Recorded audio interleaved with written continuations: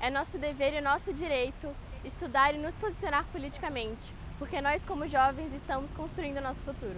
Você que está aí de casa e é jovem igual a mim, vote já. A juventude tem que mudar a política. Tire já seu título eleitoral.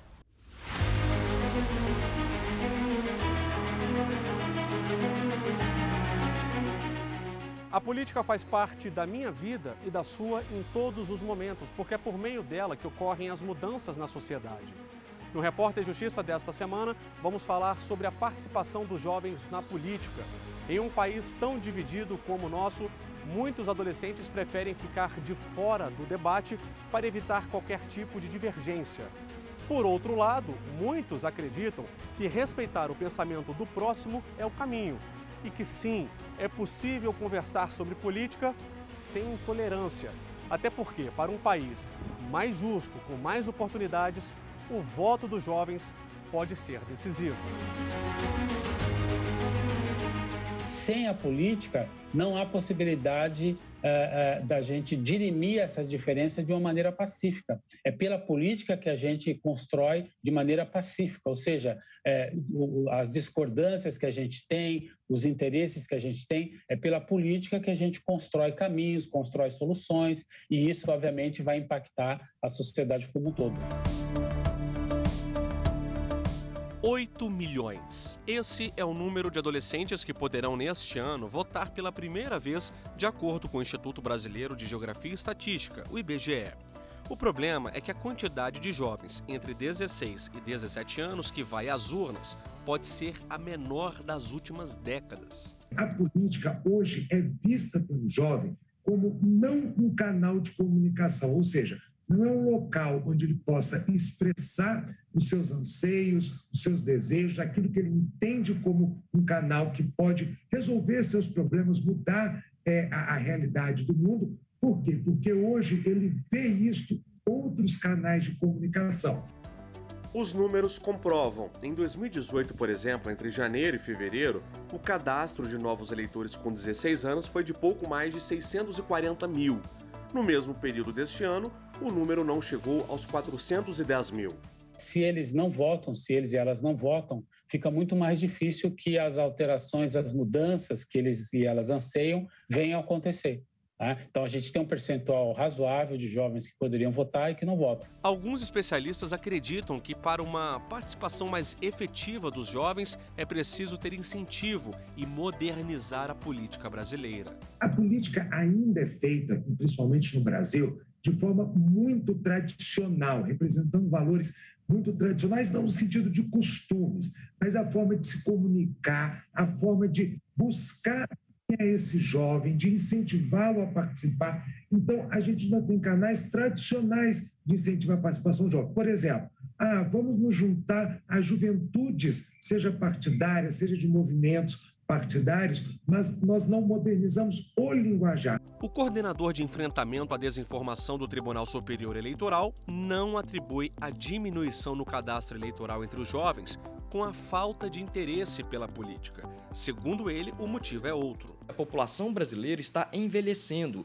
e o número de jovens está diminuindo quantitativamente na população. Então, uma consequência natural dessa redução no número de jovens na população é também uma redução esperada, compatível, de jovens que se alistam como eleitor. Para incentivar os adolescentes a votar e formar eleitores conscientes, as escolas têm papel fundamental. Nossa reportagem visitou esta unidade pública do Gama, no Distrito Federal. Eu estou agora ao lado de 4 adolescentes. Essa é a Ana, esse é o Francisco. Eles são muito engajados no universo da política, gostam de acompanhar de perto o cenário local e o cenário nacional. E aqui nós temos a Rafaela e o Eduardo, que são exatamente o contrário. Eles gostam de conversar sobre muitos assuntos, menos política. Esses 4 jovens representam milhares de brasileiros que pensam da mesma forma. E por isso nós estamos aqui hoje para entender qual que é a ideia de cada um. Vamos começar com a Ana então. Ana, você começou a se interessar por política com quantos anos e por quê? Eu comecei a me interessar por política política mais ou menos com 11, 10 anos de idade, né, no 9º ano do ensino fundamental.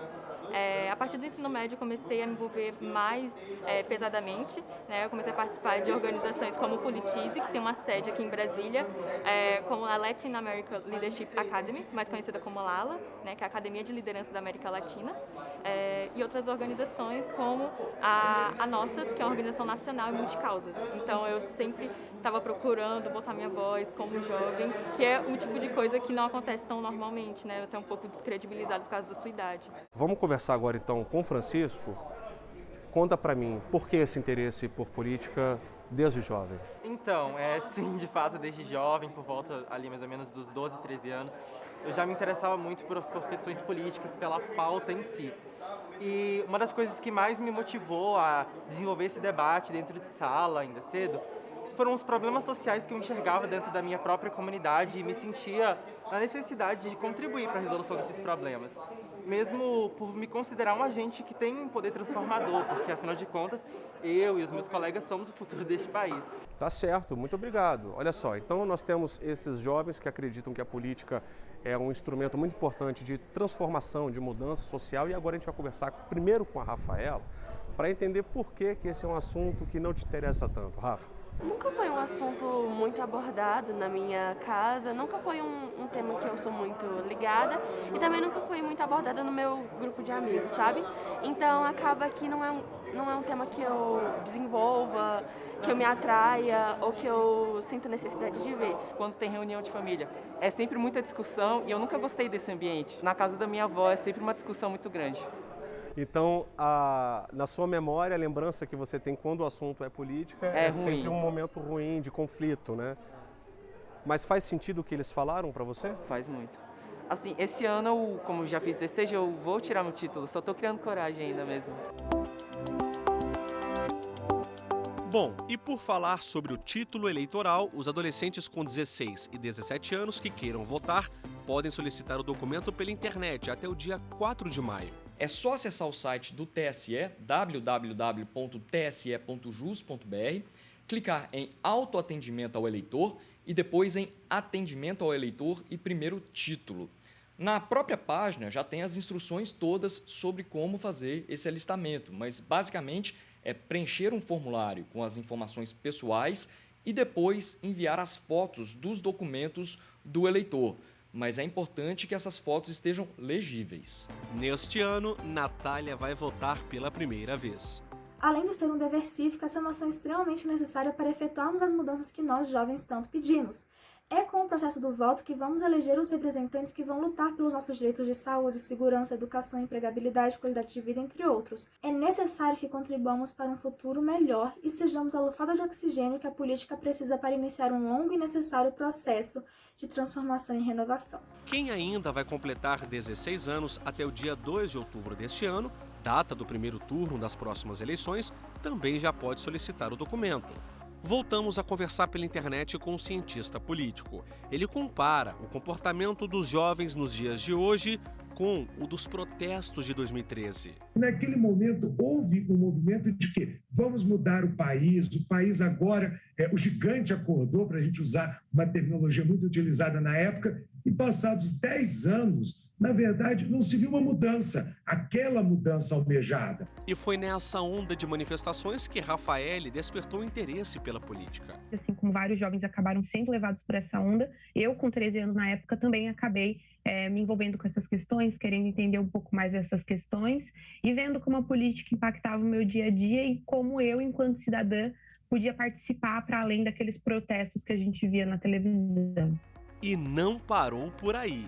De lá para cá, ela participou de 3 parlamentos juvenis e criou um projeto que tem o objetivo de estimular a igualdade de gênero por meio da educação. Acabei criando um projeto bem pequeno, a priori, para tentar aumentar essa representação de mulheres nos conteúdos escolares.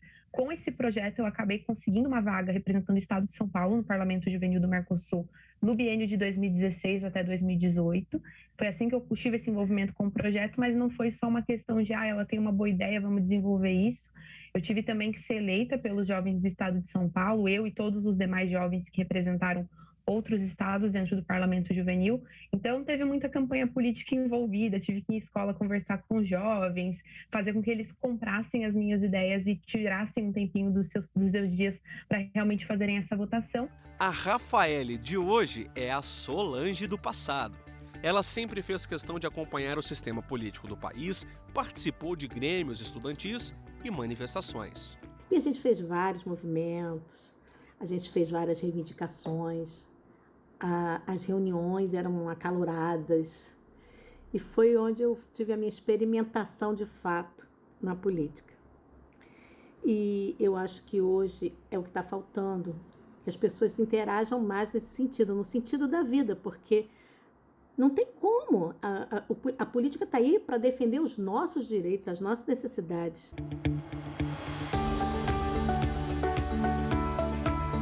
A política impacta a nossa vida em todos os setores, desde o futebol até do pãozinho que você compra no mercado, tudo isso é política. Então, se eu pudesse dar um conselho para esses jovens, é realmente fazer uma reflexão de como a política impacta a sua vida no dia a dia e entender que ela vai impactar de uma forma ou de outra. A sua opção de não participar da política só vai abrir brecha para que outras pessoas decidam por você, e isso não é interessante. No próximo bloco, a repórter Renata Teodoro conta mais histórias de jovens engajados na política e mostra iniciativas que simulam a votação de projetos de lei. É rapidinho, a gente volta já.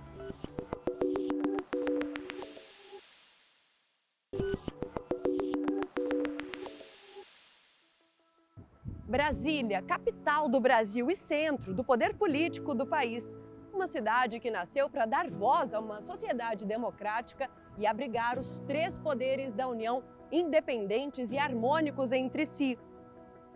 O Executivo, representado pelo Palácio do Planalto, o Legislativo, pelo Congresso Nacional e o Judiciário, pelo Supremo Tribunal Federal.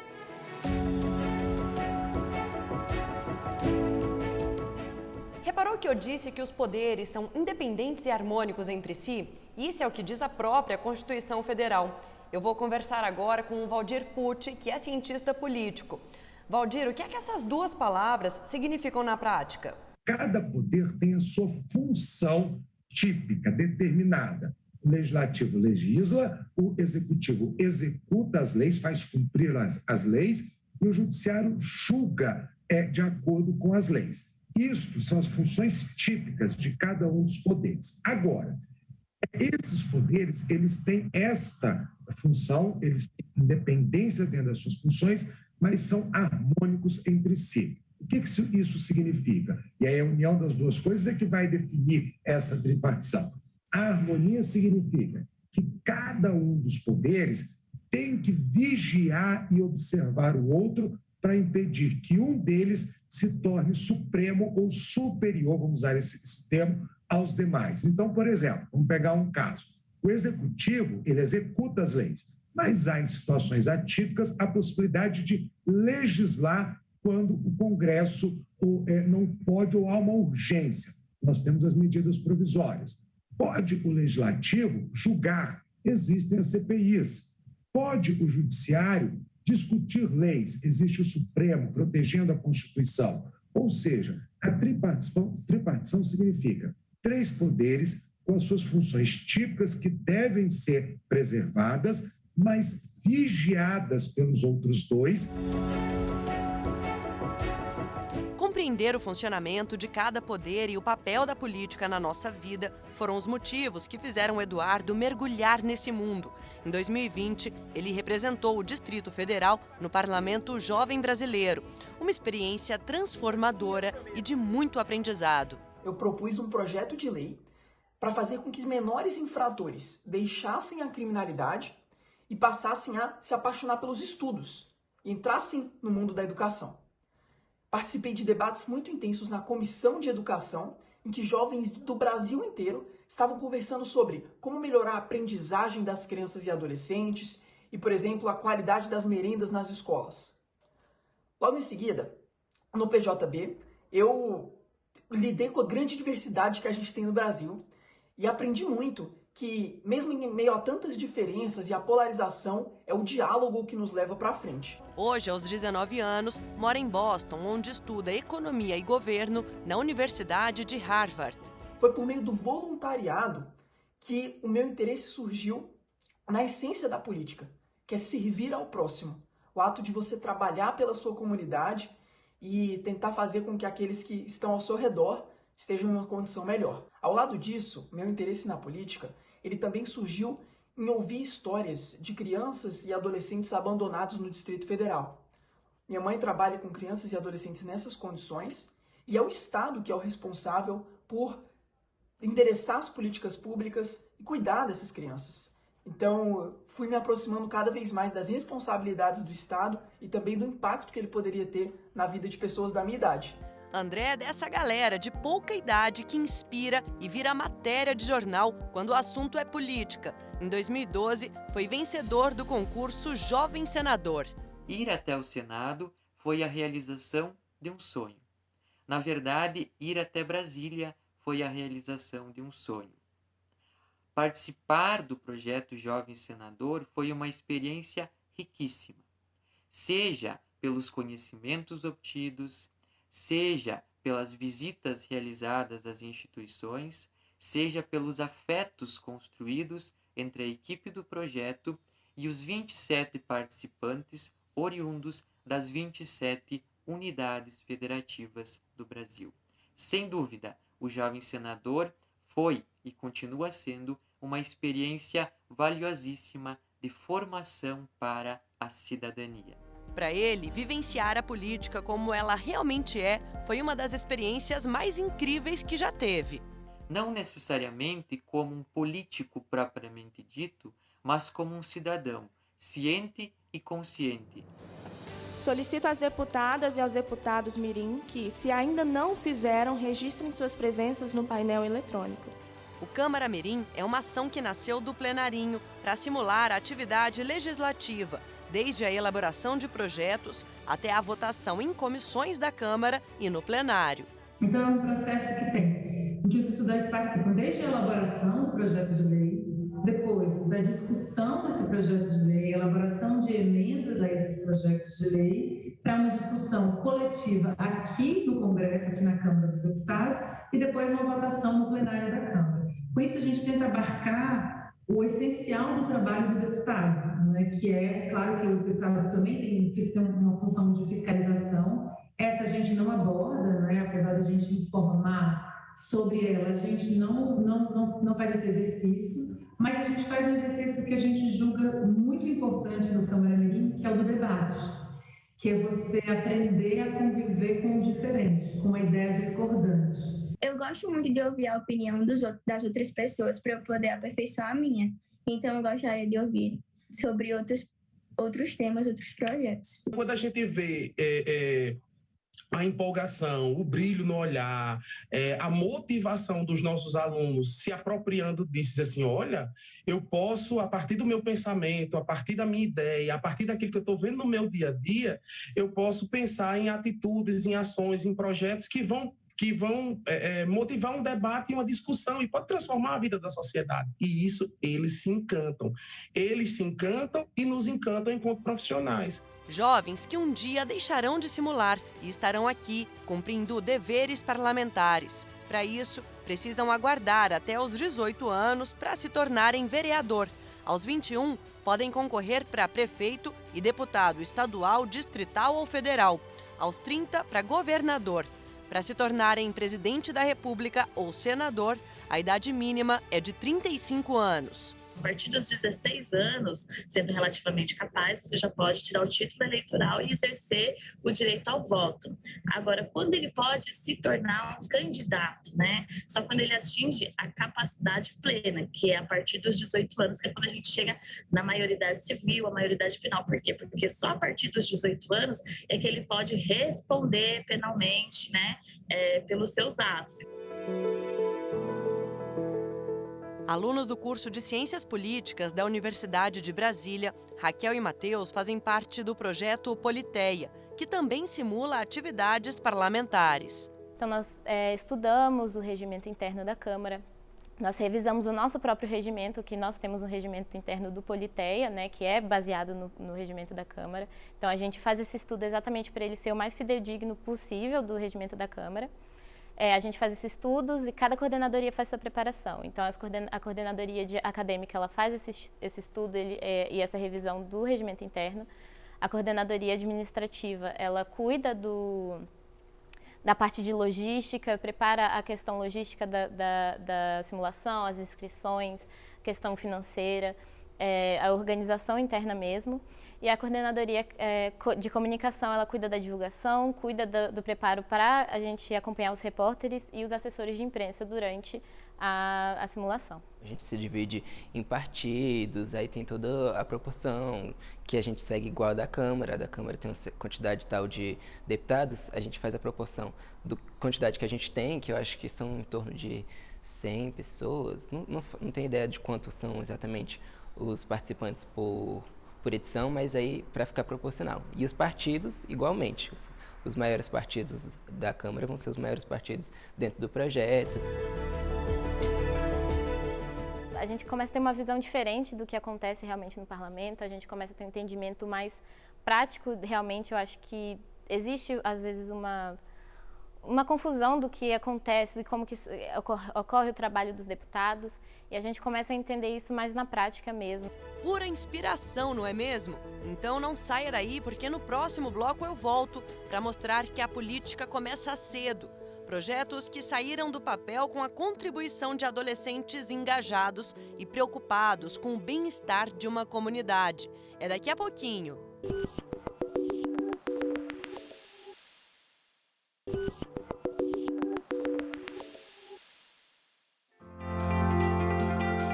Ela tem 14 anos, é paraense, mas mora em Brasília. Estudante, feminista, escritora, leitora e entusiasta da educação política nas redes sociais. Eu considero que no meu Instagram, o Estúdio com a Menina, eu faço também esse trabalho de educação política. Então, eu faço algumas séries de posts explicativos, onde eu falo alguns conceitos, o que é política, o que é democracia, o que é república, o que são os 3 poderes. Eu também já entrevistei várias mulheres que estão em cargos de poder, então eu entrevistei ministras, eu entrevistei senadoras, deputadas, prefeitas, para que elas também possam falar sobre as suas próprias experiências nesses cargos. Em casa, Maria Luísa cresceu escutando os pais falarem que política estava em tudo. E aos 10 anos, eu disse 10 anos, acompanhou as eleições de 2018. Eu vi a contagem de votos, eu estava lá torcendo por um candidato, eu estava tentando entender o que estava acontecendo. Então, foi lá que eu comecei a realmente entender como é que funciona isso, o que é a democracia, o que é a república, como funcionam as eleições, como funcionam as urnas eletrônicas, como a gente escolhe um candidato. As redes sociais têm sido uma das principais vias de acesso para jovens que produzem, buscam e compartilham informação. Falar sobre política de um jeito descomplicado tem atraído cada vez mais seguidores. Eu fundei o Democratizou lá em 2020, quando eu ainda estava no ensino médio, com 16 anos. E foi bem no momento em que eu estava começando a observar o aumento das manifestações contra a democracia no Brasil. Eu lembro muito bem de assistir o jornal e ver manifestações em que as pessoas estavam pedindo pela volta do AI-5, por intervenção militar, por fechamento do Congresso. E eu, enquanto estudante do ensino médio, que estava estudando ditadura e que entendia as consequências negativas da ditadura militar no Brasil, que perdura na nossa sociedade até hoje, eu não conseguia compreender como alguém conseguiria ir às ruas pedir por tantas tenebrosidades. Luan se identificou logo de cara com o movimento político e apartidário criado pela Luana. Ele se informa 100% pelas redes sociais e fala que os jovens de hoje precisam acabar com essa ideia de que política não se discute. Eu estou inserido nesse meio, né? Então acaba sendo um meio mais fácil de eu saber sobre política, acaba sendo mais simples de eu saber sobre política. E eu tenho contato direto com o telefone sempre, eu tô sempre com o telefone, então aparece uma notificação, eu vejo o que tá acontecendo no Brasil, às vezes eu tô rolando alguma rede social minha, eu vejo o que tá acontecendo no Brasil, vejo algum escândalo, alguma coisa, então por isso que eu acho mais simples, eu acho mais prático de me informar sobre política. Eu sempre fui apaixonada por política e sempre faltava essa oportunidade de uma jovem poder falar sobre política. Então a ideia do movimento, quando o Lanantado falou e eu entrei e hoje faço parte do administrativo, é muito fantástica, porque hoje eu consigo idealizar as coisas que eu realmente acredito. as coisas que, para mim, é falar sobre educação política, para mim é falar sobre tudo que está acontecendo no país e no mundo.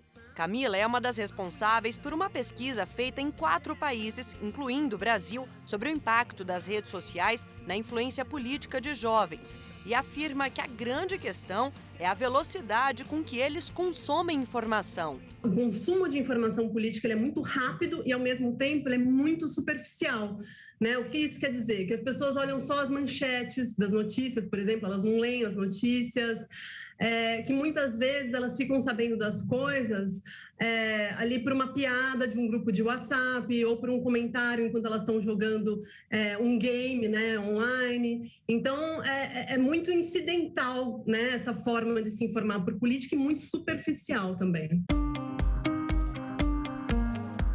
Promover a política entre estudantes de escolas públicas do Distrito Federal tem sido uma verdadeira missão para esses 3. O trabalho começa com um convite aos adolescentes, dentro de sala de aula, para que participem do Projeto Onda, do Instituto de Estudos Socioeconômicos. Trazer o acesso a direitos humanos, sobre Estatuto da Criança e do Adolescente para os adolescentes de escolas públicas, isso é importantíssimo, é fundamental para que esses jovens eles possam crescer e entender, sabendo até mesmo não só crescer, mas também mesmo enquanto eles são jovens, enquanto eles são adolescentes, eles entenderem que eles têm direitos e que eles devem sim lutar pelos seus direitos caso eles não estejam sendo cumpridos. Leandro participou do projeto enquanto aluno e hoje também atua na linha de frente da iniciativa. Na época, o que mais o marcou foi ver a construção de um centro esportivo e de lazer. A gente fez um abaixo-assinado. Tivemos uma reunião com os pais dos alunos na época, que era do projeto. Os pais super adoraram essa ideia, esse projeto, para ter um espaço público de lazer, quando os pais quiserem sair com seus filhos, jogar um futebol, fazer uma coisinha, uma dinâmica legal. Uma dessas intervenções foi com exposição de fotos, da qual eles fotografaram todo o espaço, né? Expuseram essas fotos na escola, divulgaram nas redes sociais e fizeram essas intervenções para a gente chegar, né, como uma das formas de protesto para que esse lugar tenha sido concluído. Esse espaço, chamado de Praça da Juventude, é fruto da força desses jovens que participam do Projeto Onda. Há pouco mais de um ano, toda essa estrutura não existia. Invasões haviam se instalado por aqui e a violência ficou ainda mais evidente. Hoje, crianças e jovens daqui do Itapuã, região administrativa do Distrito Federal, têm acesso a quadras esportivas e atividades educacionais. Com essa construção a gente tem, aí eu falo eu e meus amigos, os adolescentes que moram aqui, temos mais espaço aberto para jogar um futebol a qualquer dia, no final de semana a gente pode ir lá e jogar. Então eu achei um sonho realizado, um local preparado para a gente.